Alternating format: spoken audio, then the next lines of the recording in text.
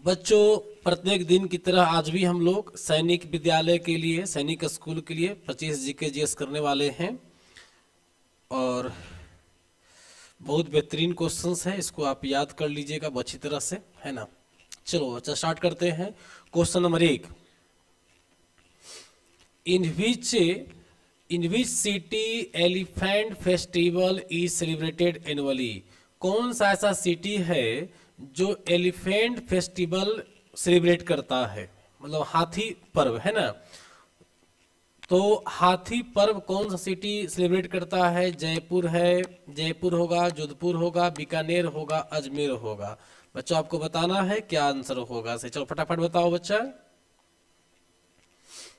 चलो इसका आंसर होगा ये जयपुर। और जयपुर में 2-4 पॉइंट और नोट कर दो। एक नोट कर दो, जयपुर को हम लोग पिंक सिटी के नाम से भी जानते हैं। और दूसरा नोट कर लो, हवा महल जो है यहीं पर है। हवा महल जो है जयपुर में ही है। चलिए, जोधपुर को जो है इसको हम लोग ब्लू सिटी कहते हैं। जोधपुर को क्या कहते हैं? ब्लू सिटी कहते हैं। नोट कर लीजिएगा 2 पॉइंट। और अजमेर का एक बहुत प्रचलित पॉइंट है कि यहाँ पुष्कर मेला लगता है जी। यहाँ पर जो है ना पुष्कर मेला लगता है, पुष्कर मेला फेयर, है ना, मेला लगता है। चलिए, यहाँ पर पुष्कर मेला इनका भगवान भास्कर का जो है, सॉरी ब्रह्मा जी का ये है मंदिर है। ब्रह्मा जी का मंदिर है। क्वेश्चन नंबर 2 की ओर चलते हैं बच्चों। व्हाट इज द होली या sacred book of Jainism. Jain धर्म के लिए इसमें कौन सा सेक्रेड बुक अपना है? तो चलिए बताइएगा। त्रिपिटक होगा, द अवेस्टा होगा, कुरान होगा कि अगम सूत्र होगा? फटाफट बताओ बेटा। चलिए आंसर होगा अगम सूत्र। त्रिपिटा जो है वो बुद्धा से रिलेटेड है, समझ गया, बुद्धा से रिलेटेड है। और द अवेस्टा जो हो गया वो पारसी से है, पारसी धर्म से रिलेटेड है, नोट कर लेना है। और कुरान जो हो गया वो इस्लाम धर्म से रिलेटेड हो गया। और हमारा अगम सूत्र जो हो गया यही हो गया आपका जैन धर्म से रिलेटेड हो गया। चलो अब चलते हैं क्वेश्चन नंबर 3 की ओर। कोणार्क टेम्पल, जिसको हम लोग ब्लैक पैगोडा कहते हैं, है ना, और ओडिशा में जो है से डेडिकेटेड है। और किस भगवान के लिए है? लॉर्ड शिवा के लिए, सन गॉड के लिए, गॉड ऑफ विंड के लिए, लॉर्ड विष्णु के लिए। चलो बताओ फटाफट बेटा। चलो तीसरा का आंसर होगा सन गॉड। क्या होगा? सन गॉड, सूर्य भगवान के लिए समर्पित है। क्वेश्चन नंबर 4 देखिएगा। Who played a major role the integration of 565 princely state into India after the independence. Who played a major role मतलब बहुत बड़ा रोल रहा, है ना, किनका? 565 रियासत को, मतलब प्रिंस मतलब राजा होता है ना, इन राजाओं को जोड़ने के लिए। हमारा देश आज़ादी के समय टोटल जो है से 565 रियासत था, नोट कर लेना है, रियासत था, समझ गया। 3 गो सबसे खच्चर था बाबू रियासत, एकदम चर्चा करते हैं, करेंगे। तो चलिए, जवाहरलाल नेहरू है, BR अम्बेडकर है, चंद्रशेखर आजाद है, सरदार वल्लभ भाई पटेल है। मतलब 500, हमारा भारत जो है आजादी के समय 565 राज्यों में बटा हुआ था। छोटे मोटा जो राजा थे, राज करते थे अपना अपना क्षेत्र बना करके। तो सब को मिलाने का काम कौन किया? तो बताइए आप लोग। जवाहरलाल नेहरू किए, BR अम्बेडकर किए थे, या चंद्रशेखर आजाद किए थे, सरदार वल्लभ भाई पटेल किए थे? चलो हम लोग जानेंगे आंसर इसका डी होगा, सरदार वल्लभ भाई पटेल का यह योगदान रहा था। और 3 गो जो सबसे हरामी जो प्रिंसेस था वो था एक आपका, एक कश्मीर वाला था, और एक था जूनागढ़ का, और अगला एक और था हैदराबाद वाला। ये 3 गो सबसे जो है से हरामी था, ये मतलब ये सरदार वल्लभ भाई पटेल के द्वारा तीनों जुड़ नहीं पाया था, तो कुछ अलग नीति अपनाना पड़ा था तीन लोग को मिलाने के लिए। अब चलते हैं question number 5। Who called 1857 revolt as the first war Indian independence? किसने कहा कि 1857 की जो क्रांति है वो आजादी का पहली लड़ाई है? किसने कहा कि 1857 की जो क्रांति है वो आजादी के लिए, इंडियन इंडिपेंडेंस के लिए फर्स्ट वार है, पहली लड़ाई है? किसने कहा था? दादा भाई नौरोजी, बीडी सावरकर, बीके दत्त, गोपाल कृष्ण गोखले, किसने कहा था? क्वेश्चन नंबर 5 का आंसर क्या हो जाएगा? बिहार हो जाएगा। नोट कर लीजिएगा आप लोग। चलिए चलते हैं क्वेश्चन नंबर 6 की ओर। For a time difference of 1 hour, 1 hour the longitudinal distance. बेटा याद रखिएगा, ये हमारा ग्लोब है, इस पर इस प्रकार से बहुत सारे अक्षांश हैं। अक्षांशों की कुल संख्या 360 होती है, ठीक है। और 360 अक्षांश पार करने में 24 घंटा का समय लगता है, मतलब 1 घंटा में 15 लैटिट्यूड पार करता है, याद रखिएगा। तो 15 डिग्री आंसर हो जाएगा, AC आंसर हो जाएगा। और पता है 1 डिग्री पार करने में टाइम लगता है लगभग कै मिनट? 4 मिनट का टाइम लगता है। कैसे? देख लो, 1 घंटा में 15 डिग्री, तो 60 मिनट में कै डिग्री पार हो रहा है? 15 डिग्री पार हो रहा है, यानी 4 मिनट लग रहा है 1 डिग्री पार होने में। नोट कर लेना है, 1 डिग्री पार होने में टाइम लगता है 4 मिनट का, और 15 डिग्री पार करने में टाइम लगता है 1 घंटा का, और 360 गो डिग्री पार होने में टाइम लगता है हम लोग को 24 घंटा का। चलिए अब चलते हैं क्वेश्चन नंबर 7 की ओर। Which day observe as world no smoking day? विश्व धूम्रपान निरोध दिवस है ना, कब मनाया जाता है? 15 जुलाई, 31 दिसंबर, 1 जनवरी, 31 मई, कब मनाते हैं, सेलिब्रेट करते हैं हम लोग? बच्चों जानना होगा आप लोग को कि ये जो है वर्ल्ड नो स्मोकिंग डे हम लोग मनाते हैं 31 मई को, यानी 31 मई को मनाते हैं। क्लियर हो गया? चलिए अब यहाँ पर क्या देखना है हम लोग को कि ये जो 31 मई को हम लोग वर्ल्ड नो स्मोकिंग डे मनाते हैं, नो स्मोकिंग डे, इसको हम लोग चाहे तो एक और नाम दे सकते हैं। इसको नाम दे सकते हैं हम लोग क्या? अरे sorry, anti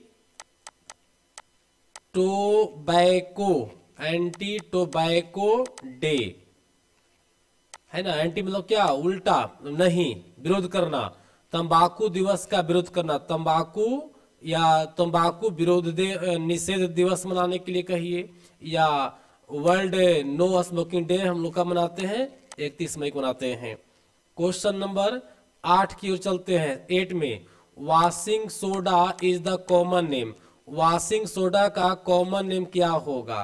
calcium carbonate, calcium bicarbonate, sodium carbonate, sodium bicarbonate.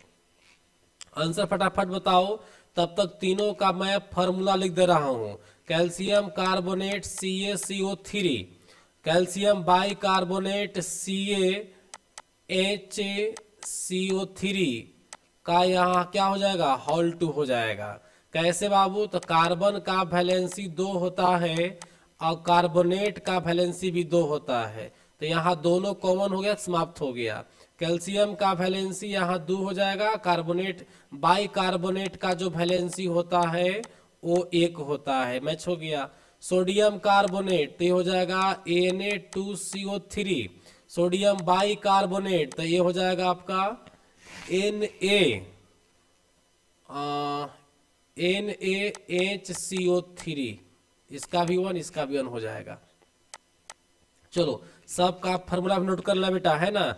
इधर वैलेंसी लिख दिए हैं आप लोग को। कैल्शियम का वैलेंसी 2, सोडियम का वैलेंसी 1 होता है, कार्बोनेट का वैलेंसी 2 होता है, बाई कार्बोनेट का वैलेंसी 1 होता है।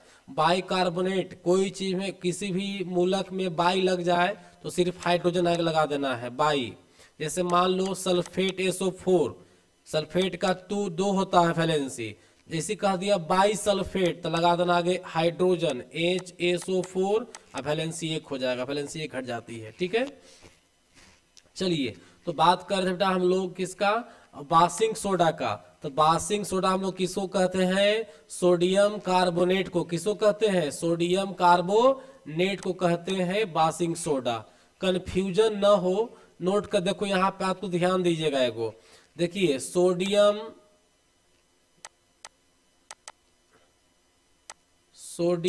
कार्बोनेट एक हो गया, दूसरा हो गया आपका सोडियम बाइकार्बोनेट, और तीसरा लिख दीजिएगा आप लोग, एक और अलग है इसमें, sodium hydro oxide, sodium hydro oxide, है ना। सोडियम कार्बोनेट का को हम लोग क्या बोलेंगे, वाशिंग। सोडियम कार्बोनेट को हम लोग बोलेंगे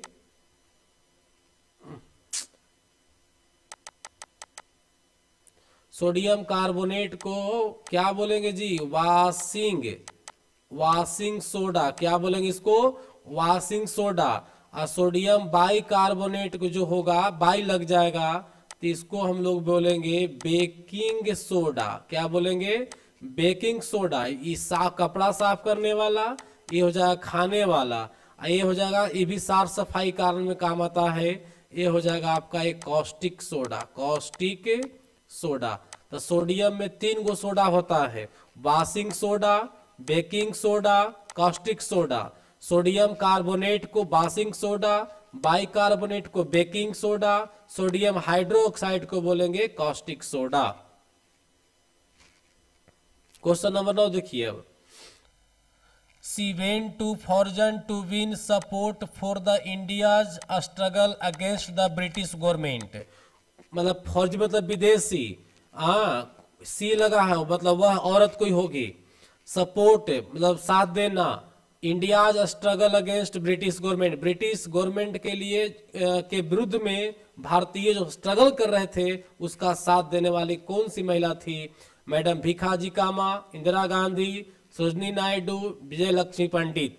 याद रखिए विजय लक्ष्मी पंडित भी वोमेन है जी, लगती है नाम से लगते हैं कि जेंट्स है बट वोमेन है, फीमेल है। चलिए आंसर होगा बेटा मैडम भीखाजी कामा। यह कहाँ के रहने वाली थी, जर्मनी के रहने वाली थी। यह थी जर्मनी के रहने वाली विदेशी थी और हम लोग को ब्रिटिश गवर्नमेंट के विरुद्ध में साथ दी थी, समझ गया। 1907 में राष्ट्रीय झंडा भी इन्होंने नेशनल फ्लैग का भी यूज किया था। चलते हैं क्वेश्चन नंबर 10 की ओर। What is the bulb filament made of. Bulb का फिलामेंट, जैसे देखो ये बल्ब का जो फिलामेंट ऐसे बल्ब होता है, ठीक है ना, तो इसमें ऐसे फिलामेंट जो बना होता है, ये फिलामेंट ये वाला किसका बना होता है, टंगस्टन का बना होता है। आंसर सी होगा। अब इसका लैटिन नाम जो है वोल्फ्राम होता है और शॉर्ट में इसको डब्लू कहते हैं। चलिए अब यही अगर हीटर की बात कर दिया जाए, हीटर की बात किया जाए अगर यहाँ, तो हीटर का जो है नाइक्रोम का बना होता है। किसका बना होता है, नाइक्रोम का। नाइक्रोम का मतलब हो गया निकल प्लस क्रोमियम का बना होता है। अब चलते हैं question number 11। What is a mushroom. Mushroom क्या है, फंगस है, एवरग्रीन प्लांट है, कैक्टस है, रूट है। जानिएगा बच्चों, अब मशरूम जो होता है वो फंगस होता है एक प्रकार की। यह गोबर पर, सड़े हुए लकड़ी पर उगता है।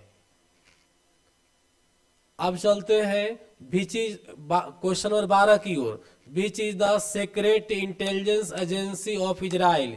इजराइल का सीक्रेट एजेंसी कौन है, मोसाद है, ISI है, CI है, KGB है। फटाफट बताओ बेटा।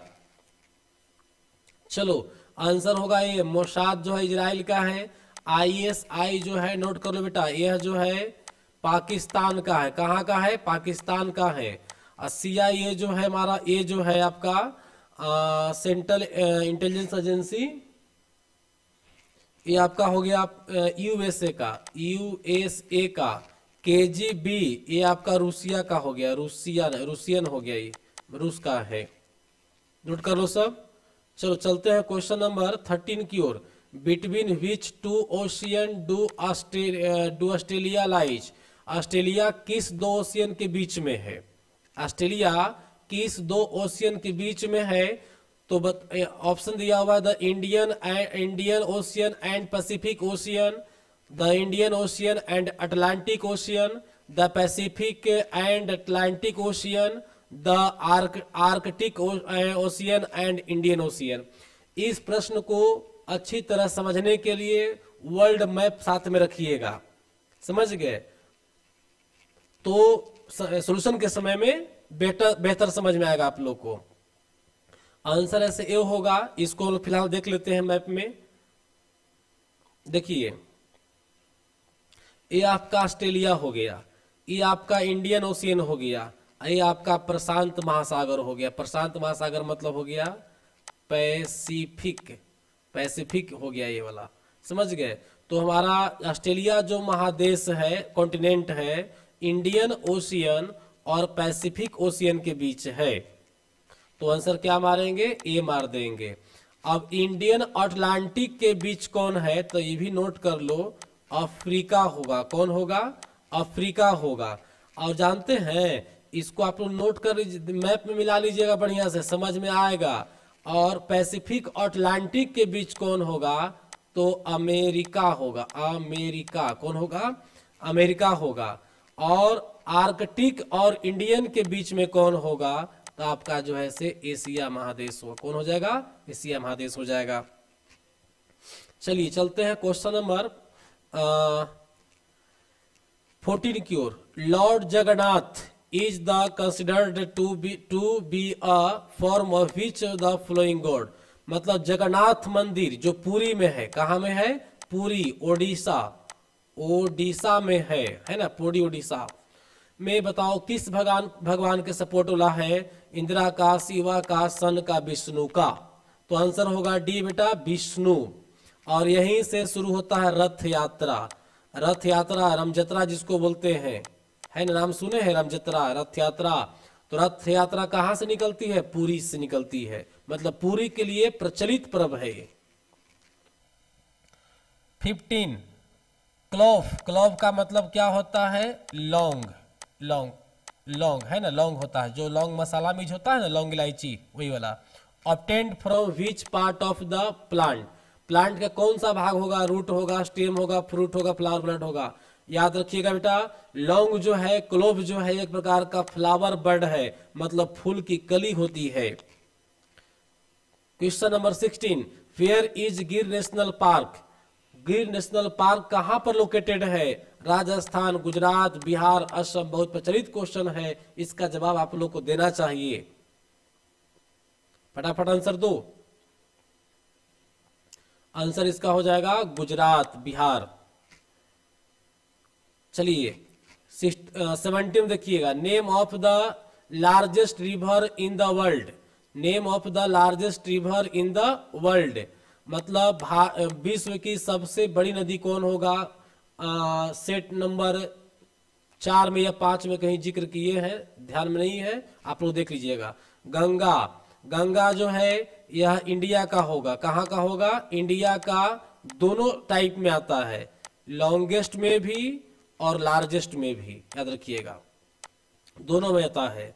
लेकिन वर्ल्ड का अगर बात करें तो ये जो है आपका वर्ल्ड का जो है लॉन्गेस्ट हो गया, वर्ल्ड का लॉन्गेस्ट हो गया। और अमेजन की बात करें वर्ल्ड में तो यह जो है वर्ल्ड में क्या है? लार्जेस्ट है। समझ में आया? तो वर्ल्ड का सबसे लार्जेस्ट रिवर कौन होगा? अमेजन होगा, जो दक्षिण साउथ अमेरिका में है, अमेजन घाटी। चलिए 18 देखिए, which state separate the Europe and Africa. Europe और अफ्रीका को सेपरेट करने वाला जल संधि, स्टेट मतलब जल संधि होता है। पाक स्टेट जो है देखो यहाँ पर है, ये भारत का आपका केरल राज्य हो गया, ये आपका तमिलनाडु राज्य हो गया, और यहाँ पर ऐसे ही श्रीलंका हो गया है ना, श्रीलंका। यहीं पर जो पाक स्टेट जो है, पाक जल संधि, यही हो गया आपका पाक स्टेट, जो कि भारत और श्रीलंका के बीच होगा।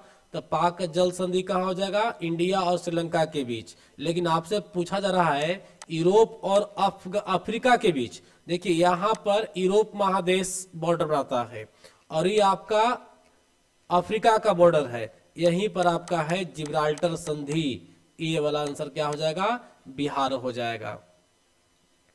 क्लियर हो गया। चलिए, और ये जो है डेविस जो है, बेरिंग चल लेते हैं, पहले बेरिंग को ही लेते हैं। बेरिंग जो है ये आपका पार्ट बनाता है किसके किसके बीच, नोट कर लो, एशिया और नॉर्थ अमेरिका के बीच। शॉर्ट में लिख दिए हैं, बेरिंग स्टेट किसके बीच है, एशिया और नॉर्थ अमेरिका के बीच है। डेविस कप जो है नॉर्थ अमेरिका और ग्रीनलैंड के बीच है, ग्रीनलैंड के बीच। नोट कर लो बेटा, डेविस स्टेट कहाँ है, नॉर्थ अमेरिका और ग्रीनलैंड के बीच में है। क्लियर हो गया। अब चलते हैं question number 19। Who made the first antibiotic. Antibiotic मतलब होता है जीवन रक्षक, जीवन रक्षक मतलब किसी प्रकार का शरीर में जीवाणु, विषाणु यानी वायरस, बैक्टीरिया, फंगस, प्रोटोजोआ, किसी प्रकार का अगर बॉडी में हानिकारक, अगर आपके क्या बोलते हैं, हानिकारक सूक्ष्म जीव प्रवेश कर गया है तो उसको रोकने का काम करता है एंटीबायोटिक, इसलिए इसको नाम दिया गया जीवन रक्षक। किसी भी बीमारी में एंटीबायोटिक को आप दे सकते हैं। इसका आविष्कार किसने किया, तो इसका आविष्कार किया था, सी में होगा ऑप्शन, अलेक्जेंडर फ्लेमिंग ने। कौन किए थे, अलेक्जेंडर फ्लेमिंग ने किए थे। और जो फर्स्ट में इसका नाम पड़ा था पेनिसिलिन। क्या नाम पड़ा था, पेनिसिलिन। और पेनिसिलिन का खोज हुआ था 1928-29 डेट देना, 1928 से 29 के बीच में माना जाता है। तो पेनिसिलिन का भी खोज कौन किया, अलेक्जेंडर फ्लेमिंग ने किए थे। एंटीबायोटिक खोज कौन किया, अलेक्जेंडर फ्लेमिंग ने किया। पेनिसिलिन पहला, ये जो है फर्स्ट, पेनिसिलिन जो है फर्स्ट एंटीबायोटिक है, एंटीबायोटिक है, फर्स्ट एंटीबायोटिक है, जिसका खोज कब हुआ था 28-29 में। अब चलते हैं question number 20। Which of these minerals can be found in milk, teeth and limestone.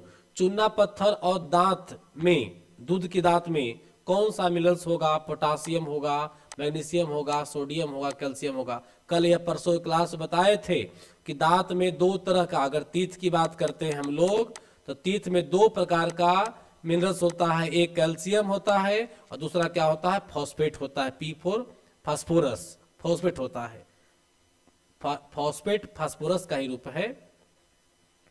चलिए, लाइमस्टोन का तो फार्मूला ही होता है, लाइमस्टोन का फार्मूला होता है CaCO3 होता है, तो एक भी कैल्शियम है, तो आंसर क्या मार देंगे, डी मार देंगे। अब चलते हैं हम लोग question number 21। The colour of carrot is orange.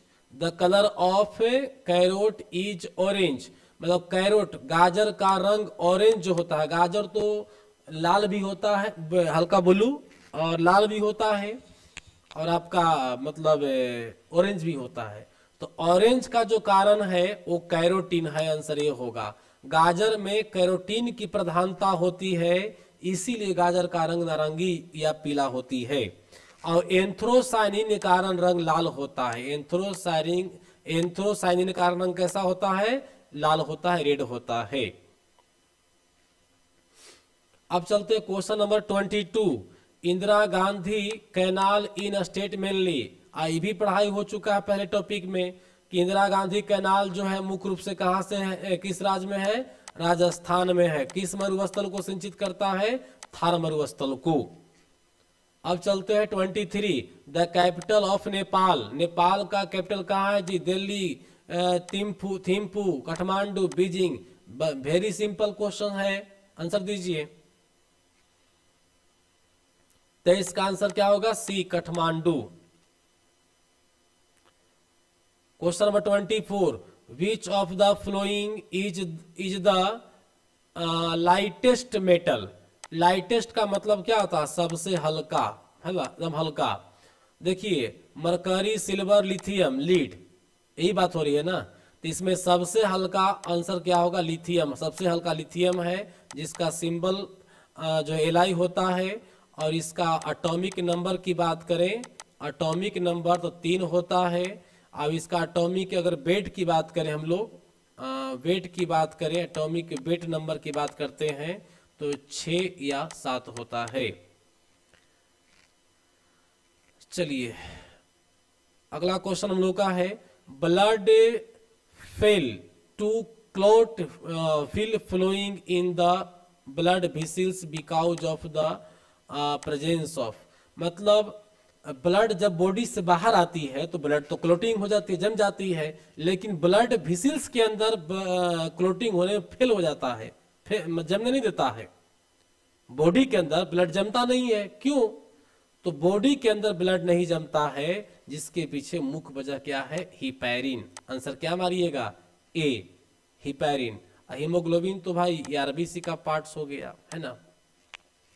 चलिए अब हिपैरिन हो गया। अब ब्लड जमने के पीछे कारण अगर बात हो जाए, जमने के पीछे क्लोटिंग के लिए, है ना, क्लोटिंग की बात अगर कर दिया जाए, क्लोटिंग, क्लोटिंग की बात करें तो इसके लिए होता है फाइबर, FIBRI,